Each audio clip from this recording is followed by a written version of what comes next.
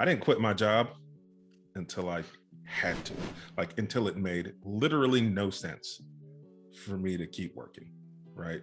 Like it had to cost me money to keep my job before I quit, if that makes sense, right? Like, because having a job as you're spinning up a real estate investment portfolio is super valuable, especially if you're going to use this cheap money, this bank money that's at 4% interest.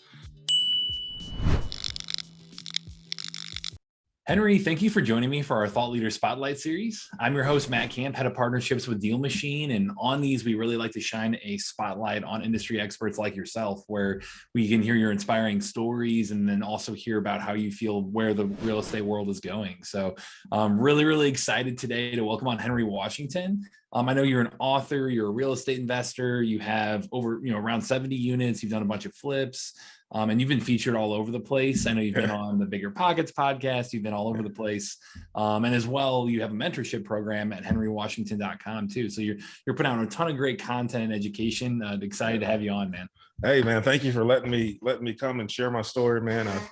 I've kind of got connected with DealMachine, man, a couple of years ago now. And you guys have one thing I always appreciate about DealMachine is you treat people like family. And I've always had great customer support, even before anybody at DealMachine ever knew that, I had a bunch of doors. They just treated me, like a member of family. And so I appreciate businesses like that who kind of value every customer that walks in the door. And so I love working with you guys.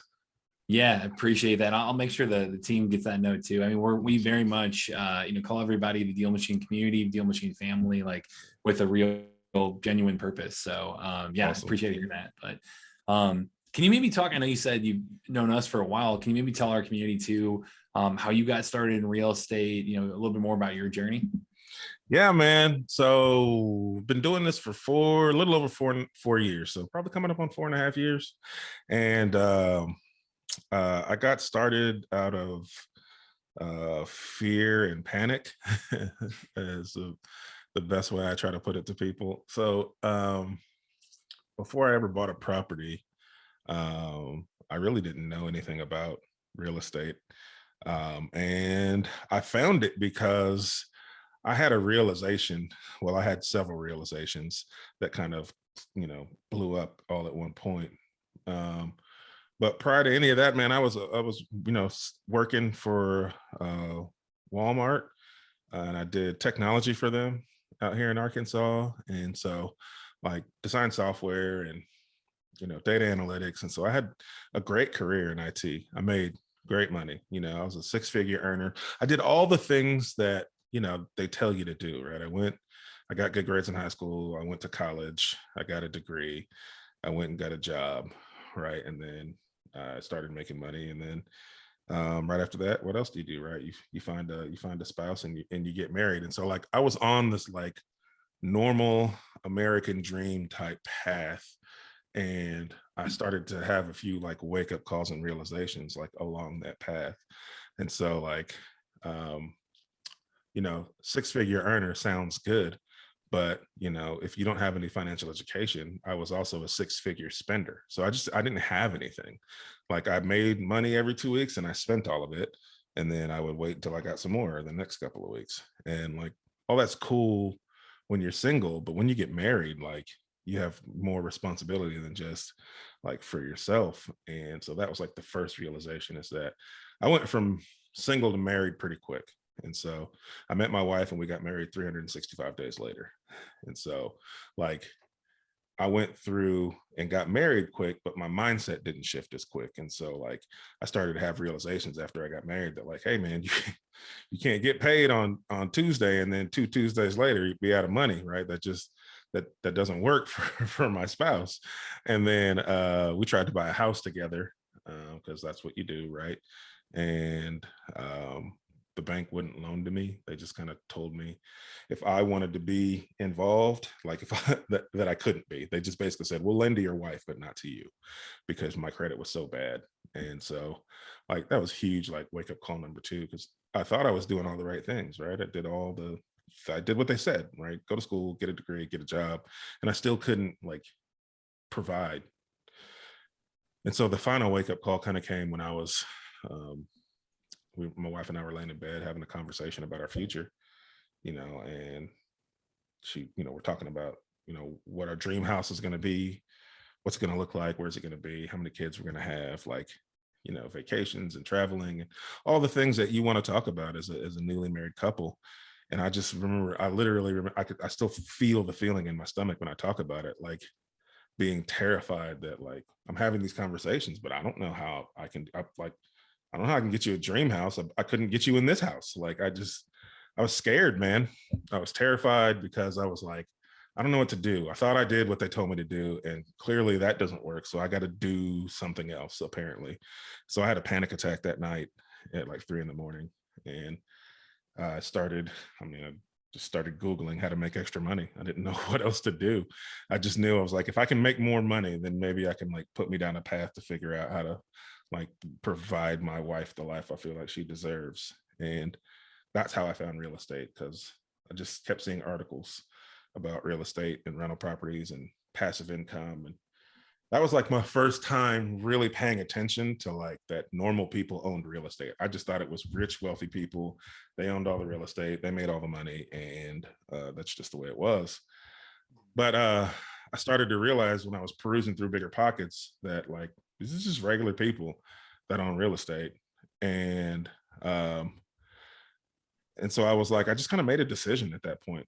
I just decided at 3 a.m. that like, if these people figured it out, right? I ended up actually watching a TED talk of some kid who was like 20 something years old, and he had like 25 doors and he was financially free. And I just remember thinking like, if all these people have figured it out, like there's no reason I can't figure it out. Like I can't be the only person who has bad credit who ended up buying property if all I see is all these people who are investing in real estate. And so I just decided I would figure it out. And so I would say I just started taking steps. Literally from that moment, I started taking steps. First, some mindset steps, like making the decision that I'm going to be a successful investor. I started fixing my credit, and I started saving 10% of my income to prepare myself to have a down payment if and when a first property came. And so I'd say between that like epiphany at 3 a.m. and the day I bought my first property was probably about 90 days. So we went all in pretty quick. No kidding, man. Yeah, that I do think one, that's quite an inspiring why to have to be driving you behind all of this. I mean, yeah. I definitely relate on the family side, but I think a ton of our audience, they're just getting to that first property. They're looking to acquire that first property in 90 days. Like they're trying to get started, trying to take those small action steps. Where would you, if you did it all again, where would you start? Like, how would you advise new people get into it and give them that 90-day roadmap like that? Yeah, man. I think it's the good part about real estate is that it's super flexible. There's a million ways to buy real estate. There's a million ways to find real estate, finance real estate, a million disposition methods, wholesale, hotel, rent, Airbnb, like, and so that's awesome, but also extremely intimidating when you're brand new, because it's like, what do you focus on? Like, what do you like? What is your thing? And so what I tell people is like to block out all the noise, right? And focus on the lowest common denominator. And the lowest common denominator in real estate is a good deal. Like if you want to make money on a disposition, the way you do that is you buy a good deal. If you want to protect yourself from overspending on a rehab, or from a bad contractor hurting your business, or from like all of these things people are scared about, the best protection is cushion from buying a good deal, right? The better you buy the deal, the more protected you are. The better you buy the deal, the easier it is to make money. And so I tell people, just like, don't worry about any of the things that only matter once you have a good deal, and solely focus on two things. One, figure out what a good deal looks like in your market. Every market's different. Some people are super lucky and they live in a market where they can just hop on the MLS and find a great deal. The rest of us have to use things like DealMachine to find and market for off-market properties, right? And so like figure out what a good deal looks like in your market. And you do that by doing exactly kind of what I did when I got started. I didn't know what to do. And so I said, well, I'll just find people that are doing it and I'll just hang out with them until I figure something out.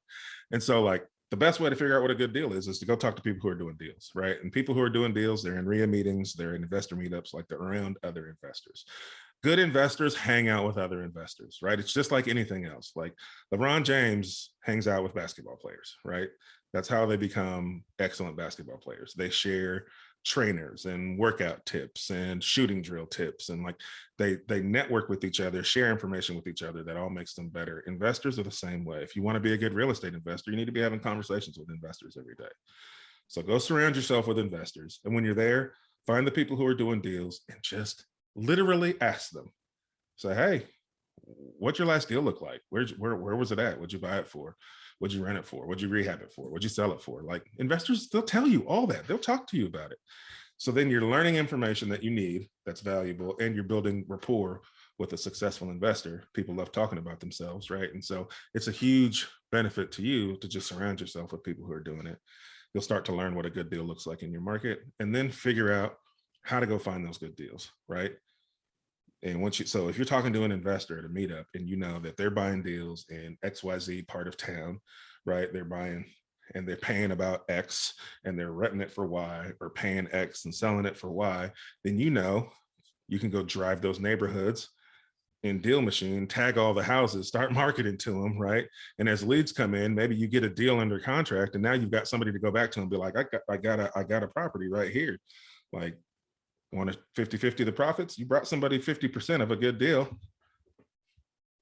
They'll split that with you, right? Like, so that's what I tell people on. Don't worry about anything else, like contractors and financing and like title companies and all the things you need. Once you have a deal, don't worry about it till you get a deal. Because once you get a deal under contract, you'll be so motivated to go figure that stuff out. But if you don't have a deal, it's going to be hard to get people who are in those trades and fields to even take you seriously. Yep. Yeah, and that's great advice too, on saying, hey, you truly are the sum of the closest people you spend the most time with. So yeah, that's I really appreciate the laser focus and saying, hey, get out there, and and then appreciate the shout outs as well. Like, yeah, man. Yeah. Do you know, and you kind of answered it a little bit here, but when you hear people talking about, the market seems uncertain, or, when should I get in, or, maybe something's holding them back from taking action because they're hesitant on the real estate market. How do you kind of address that with people who are newer and thinking about real estate? Yeah, man. There's the philosophical answer, and then there's like the tactical answer. And so, like, the tactical answer is like, I don't know a ton about like economics or like government or like all these things that like play into like the flow of money in the economy. But what I do understand is like supply and demand, right? The more demand and the lower the supply, the higher the price is going to be, right? And so right now, there's way more buyers than there are sellers, right? There's way less inventory than there are buyers. And the government is throwing way more money out to people, right? There's stimuluses and there's all these programs that are there, that are out there helping people stay afloat during this time, all of which sums to like, there's more money available right now to people. And the cost to borrow money is still cheap. Like, people are all talking about interest rates are on the rise, and they're right, but it's still at like 4%, which is dirt cheap. Historically, like, that's crazy low. Just dirt cheap. So money is out there, and the cost to borrow money is cheap, and there are more people willing to borrow that money to go buy real estate because there are more buyers than ever. There are buyers that have been created through the pandemic because people are spending a whole lot more time at home and are working from home, sometimes across the country. And so like, there's a higher emphasis on being comfortable at home because there's more people in the house at the same time now for longer periods of time. And so people want that. So they're looking for that literally perfect home now. So you've got second and third time buyers who are buying a home that's more fit to their new lifestyle. You've always got your first time home buyers that always come into the market, right? And are looking to buy. And that's always your largest market. Plus you have technology, stuff like this, where you guys are out here educating people about real estate investing. I'm on a platform educating people about real estate investing. So the information about why investing is important is so much more prevalent that more people are starting to become savvy about investing. And so you have all those people looking to spend money in real estate. Plus you have new buyers who are more traditionally stock market, maybe cryptocurrency investors who are trying to get away from some of those assets or diversify more into something tangible because the government's throwing so money out there. And so you've got way more buyers than there have ever been and way less supply than there's been in a long time. And so all that to me equals prices are going to continue to go up for the next, I don't know, 2, 3, 5 years, right? Yes, we're due for a turn and a little bit of a dip, and I think it'll come eventually. But COVID really threw a wrench in the 10-year real estate market cycle. And I think it's kind of delayed it for a while. And so all that long-winded answer to say, like, this to me, it says buy. Money's cheap. And if you can solve the problem of finding properties at a discount and you can borrow money cheap to do it, and I'm buying. I'm buying and I'm buying and I'm buying. And I'm just gonna hold. And I'll hold. If it dips, that's cool, that's fine. I'm still buying at a discount, let it dip, and then it'll come back because it always comes back. So I'm all about the buy right now. Love that. Yeah. I mean, I think you broke it down really well, saying like, hey, in the end, all-time low inventory, extremely high demand. I mean, that right there makes for a strong market. So. Everything we need to do life is on back order right now. So to me, that says if you can find any of those things cheap, you should buy them, right? You can't get semiconductors for cell phones. You can't get, cars. You can't get, the supply chains. It's hard to get groceries. Like everything, that life is on back order. So if you can get stuff cheap, get it. Great. So if you're committing, you're making that jump, or you're getting into it for the first time, and so you have that full-time job still. I know you said you were transitioning and you had a job when you were starting that as well. Mm-hmm. Do you have any advice there on how to spin that up while working a full-time job? Less advice, more motivation, right? So for me, I didn't quit my job until I had to, until it made literally no sense for me to keep working, right? Like it had to cost me money to keep my job before I quit, if that makes sense, right? Like, because having a job as you're spinning up a real estate investment portfolio is super valuable, especially if you're going to use this cheap money, this bank money that's at 4% interest, right? They love a good W-2, right? That makes them feel so. You can literally make 10 times what you make in your W-2 on the side, and they will care less about that and more about the fact that you have a W-2. Like it's comforting. It's what they look for. It's what they're taught to look for. It's what, it's what they're built to. So having that is a benefit to you if you're going to use leverage to buy property, right? And also, having my job for so long gave me the ability to scale faster because I never had to eat from my rental profits, right? I never had to eat from my flip profits. I never had to pay my bills. I could just reinvest all of it and go buy more property with it because my day job took care of all that stuff. And so I could truly just enjoy real estate more because it was a side hustle, right? And so that's helpful when you're scaling. And then leverage that job, man. Like I heard somebody say on a podcast, your job is your first angel investor in your business. Like they're the first investor in your business because you can leverage the money that they pay you to go out and make more money with it. And it's true. And I was like, that's a great way for people to look at it. And so now don't get me wrong. If you're in a terrible, terrible job and it's just killing you and you need to get out, sure, do what you got to do to get out to keep your sanity and your health. But if you're in a job that you enjoy and you just would rather not be punching a clock, like give yourself some time to leverage that job, and you'll get to your goals faster than if you try to leave it right now. But I didn't leave until literally when I did the math and said, if I stay here working 8 hours a day, this is how much money I make a day, versus if I go focus on that 8 hours on myself, this is my potential that I could make. Just didn't make any sense to stay at my job. You're losing money by working. Yeah, that's fair. Yeah. So, say you're out there, transitioning, trying to find those deals. When it comes to the financing the deal, I know that's something that you speak extensively to. I know at, henrywashington.com, you've got even a free book on how to work with, I think, local banks and things like that. Can you maybe break that down a little bit too on kind of your playbook and best practices on for sure. How to finance deals like that? Yeah, man, absolutely.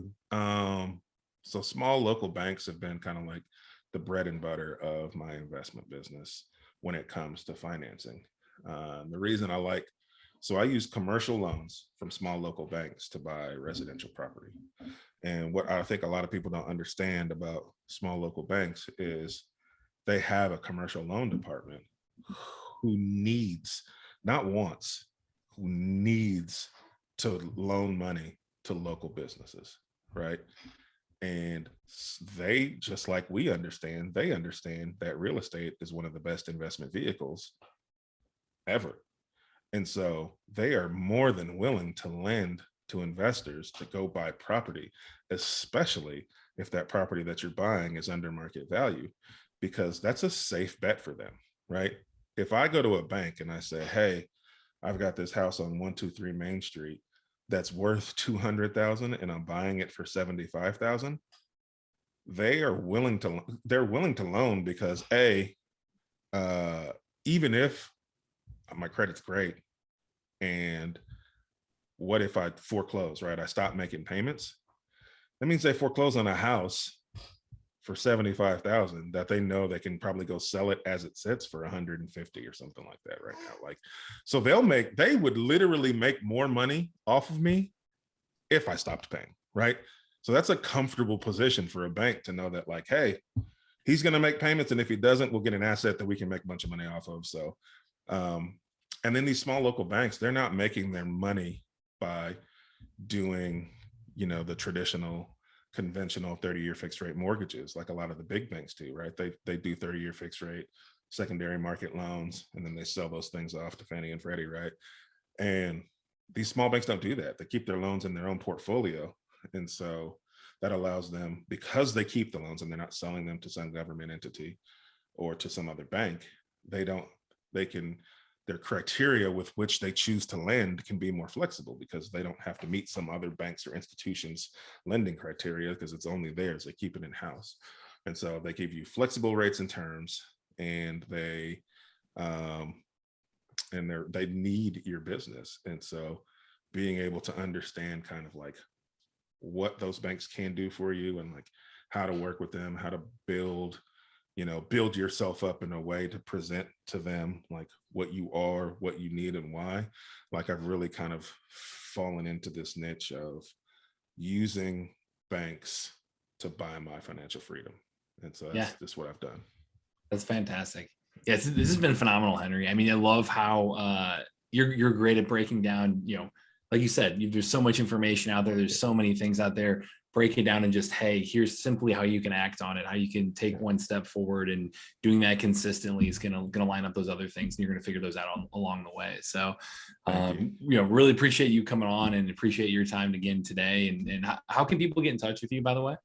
Yeah, man, the best way to get a hold of me is check me out on Instagram. I'm at the Henry Washington on Instagram and on TikTok. And you can go to my website, henrywashington.com, if you want to. I have that free book literally breaks down like my entire play on how to work with small banks to kind of get that financing in different markets. So, man, check it out. Phenomenal. Yeah. And then I know we link to free resources as well around like scaling your real estate investing business. So check that in the description here too. But thanks again, Henry. This was fantastic, man. Hey, thank you for having me. I really, really appreciate it. Yeah, of course. And to everyone watching, again, this is Matt Camp with DealMachine, and happy deal finding.